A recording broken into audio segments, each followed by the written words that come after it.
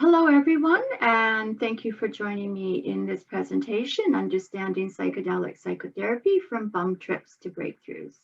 I believe that psychedelic psychotherapy is going to be one of the most evocative and deep therapies that are going to be available to us as these substances become legalized and decriminalized in Canada. My name's Julia Allen. I'm an RCC in Victoria, BC. My website is visionaryjourneys.ca. Some questions I want to explore today is a little bit about psychedelics. There's a lot of information out there on the internet. I will encourage you to go and do some of your own research after this presentation. I want to discuss briefly how RCCs and other therapists can become involved in psychedelic psychotherapy, a little bit about how psychedelics function in terms of brain science. We'll be looking at maybe a new term for you, which is the default mode network, and how that contributes to good or bad or difficult psychedelic experiences. And finally, I want to touch on psychedelic integration. I will be sharing a little bit about resources at the end of this presentation. Psychedelic assisted therapy currently is being studied all over the world. Some things that researchers are looking at are psychedelics and other or health concerns in the DSM-5 diagnoses, depression, anxiety, PTSD. Some patients are using psychedelics for self-growth. Psychedelics are also being used for couple counseling, mystical type experiences, addictions, social anxiety, attachment disorders, interrupting suicide ideation, end of life distress, developmental trauma, migraines. It's also been used in group therapy for family systems and internal family systems. A little bit of history of psychedelic psychotherapy. Canada was one of the global leaders in psychedelic psychotherapy back in the 1950s and 60s. LSD was used in Weyburn, Saskatchewan, mostly for the treatment of alcoholism with very good results. In fact, a Saskatchewan-based psychiatrist, Humphrey Osborne, was the person who coined the word psychedelic in 1957. Then some studies were done in the late 1960s that led to a complete prohibition of psychedelic research, and psychedelics were abandoned as possible therapeutic tools. However, these studies were later repudiated, and their information was recognized as false and without sufficient evidence. However, many Canadians today still have attitudes formed by this international smear campaign. Currently, many are reconsidering their benefits, and young people especially are once again experimenting with these powerful substances. Unfortunately, many of these trips will be in chaotic settings, and recreational users often have traumatic experiences. So psychedelic psychotherapy must proceed with careful restrictions, trained therapists, and we need to keep looking at the evidence-based research. When the prohibition was lifted in the early 2000s or 2000s, one of the earliest studies to come out was from Johns Hopkins University, and this study looked at psilocybin and life in patients suffering from life-threatening cancers. So what they found was that a single dose of psilocybin left subjects with long-lasting relief, 87% experiencing lower rates of depression, 83% experiencing lower rates of anxiety, and this was up to 6 months after treatment. And this is just one of many, many studies that followed. As these substances become more readily available in Canada, RCC and other therapists can be involved in various ways. So we can participate as in research. Currently, there are applications for an exemption 56 from Health Canada, and we can participate there as therapists. There's also part of that exemption is also allowing therapists to take psychedelics as part of their training. We may be called upon to be sitters and therapists pre and post session. MAPS Canada is currently finishing phase 3 research for MDMA at UBC, and this is for the treatment of PTSD. We could be called upon as counselors for integration post-session, as emergency therapy in challenging experiences, in recreational settings. And this would be with organizations like Sanctuary.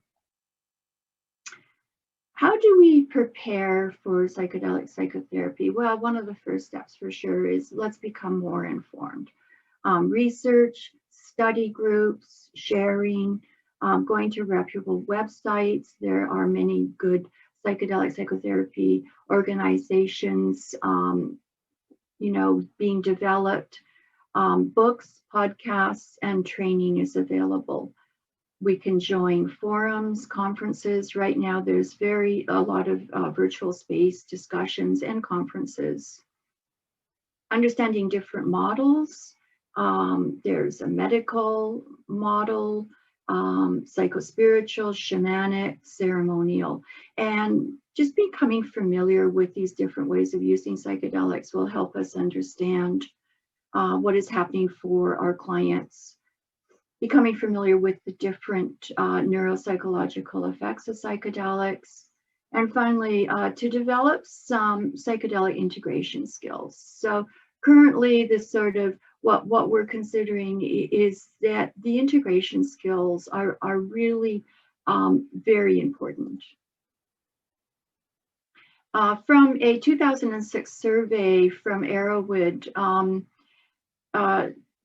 sort of participants were reporting that 14.5 disclosed having at least one experience that they considered very or extremely bad trip. An additional 20.8% reported a mild or somewhat bad trip. So even in research settings where the psychedelics are administered under carefully controlled conditions, extremely fearful experiences are common. A research done by Griffins et al., he found that 39% of carefully screened healthy adults given a strong dose of psilocybin experienced extreme ratings of fear of anxiety, feeling trapped at some point during the session. However, despite these periods of intense fear, a comforting environment and a trained sitter led to 90% of participants reporting increased well-being and life satisfaction. We can consider some conceptual maps to understand what's happening during a psychedelic session. One way to understand what is happening is to look at central effect of psychedelics seem to be the diminishing of the ego and allowing a more entropic state to arise, which is called the default mode network. And there's a diagram of where this these structures seem to be held in the brain. So the default mode network is a group of brain regions. They show lower levels of activities when we're engaged in tasks, paying attention. And during times when we're daydreaming, recalling memories, envisioning the future, monitoring the environment, thinking about the intentions of others, and meditation, this is when the default mode network appears to arise. So during these times when we're just more in a state of presence rather than in a state of task making or production. So the links between the default mode network and mental disorders is that it appears that people who have stronger, more rigid default mode networks um, seem to have, in general, less good mental health. And this comes out of a study done at the Imperial College of London, where currently there's a lot of good studies going on. They looked at fMRIs and under the influence and people under the influence of psilocybin, and they called this the default mode network, the seat of the self. And it does have different states of rigidity. So it can be less rigid, less organized, more chaotic, creative, under the influence of psilocybin. So a person with a particularly rigid DMN is often subject to mental health concerns like depression, anxiety, OCD, and addictions. People who have a less rigid DMN, which is what happens under the influence of psychedelics, have a looser sense of self and are less likely to suffer from mental health conditions.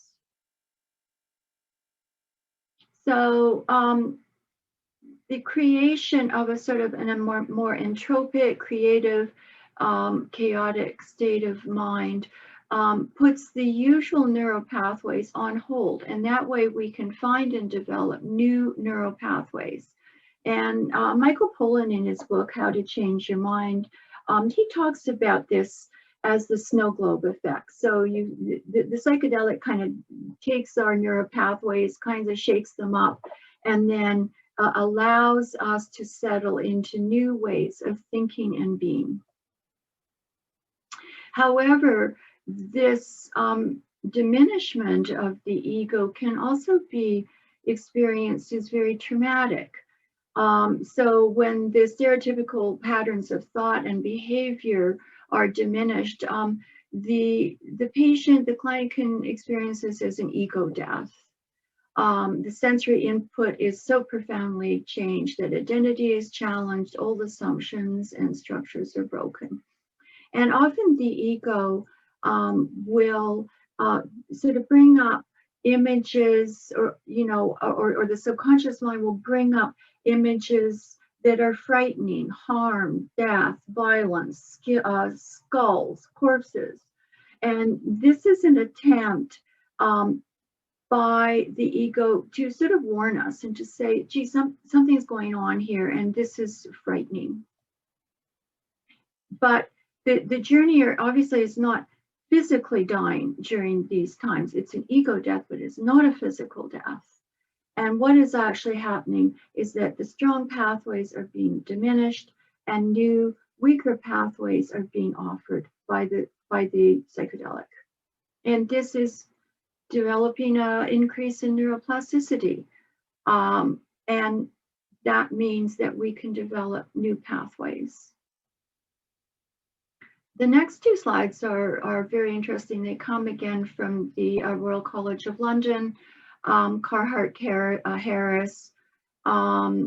This is a diagram of brain activity where different areas of the brain are being monitored. As you can see in the diagram, these are different colors, and the lines between them is the interconnectedness of different parts of the brain. So this is your brain normally, this is your brain under psilocybin. And as you can see, the connections are much richer. There's many more of them. And this again is the development of a more entropic brain state. When people come out of these experiences, the psychedelic integration is really important. So as therapists, how can we help people make sense of these seemingly bizarre, sometimes very frightening experiences? Well, what we need to do is restructure the meaning of these experiences into new beneficial ways. So we will be restructuring the ego to be more flexible, more compassionate to self, appreciative of others and of nature, the ability to invite in greater well-being into the client's psyche. And overall, realizing an ineffable appreciation of life is often what is reported post-session. How can RCCs and other therapists participate in psychedelic integration? So post-session, having a relaxed, open presence, being self-regulated ourselves, maybe following the Rogerian approach of unconditional positive regard, caring attention. We can listen and be accepting of all the experiences, despite the seeming bizarreness of some of the images. And touch may be appropriate when it's consensual and requested. And this is often a very good way, especially with patients with attachment disorders who are in the process of reparenting. We should maintain a calm presence. If the journeyer is still under the influence of the substance, keeping in mind most trippers will recover after 4 to 6 hours without any physical harm. And this may be a good thing to remind them as well. Normalize their experiences. Yes, this is common to have very bizarre visions during psychedelic journeys. Validate the experiences. So there is something significant that comes up, but typically this significance is metaphoric. It's more like in the language of dreams. Acknowledge the benefits that they have received from the journey, wisdom, insights that they may have developed and can reflect upon. So it isn't just, that was sort of a weird, trippy experience, but let's really look at this, see why those experiences, those images came up, and see what significance we can find in them. And finally, and maybe the most important part of integration, creating action commitments. So in everyday life, that we help the client develop transformative daily practices, lifestyle changes. And this is all to establish the new neural pathways that may have been presented during the journey. Something else important, good self-care for the therapist. Psychedelic psychotherapy is very different from talk therapy, and it can be very intense. And as therapists, we need to take good breaks. We need to have regular supervision. And it's important to develop support systems with friends and other experienced colleagues. Ego aggrandizement is maybe something to watch out for, both for the therapist and for the patient. The sort of the golden child syndrome. Many patients will have transpersonal experiences that are very difficult to integrate into an everyday sense of self. So we need to stay grounded in reality, recognize the humanness of everyday life, continued with embodied life, and sensible commitments to the good. Some nonverbal techniques may be an excellent way to go with the integration, image making, art therapy, dance, music, creative writing, journaling, acting out parts therapy, looking at somatic releases, family system trees, using the 4 directions as a therapy tool, nature therapy. So thank you for watching my presentation. This is the recorded part. And now I will be taking, I think I have about 45 minutes for Q&A.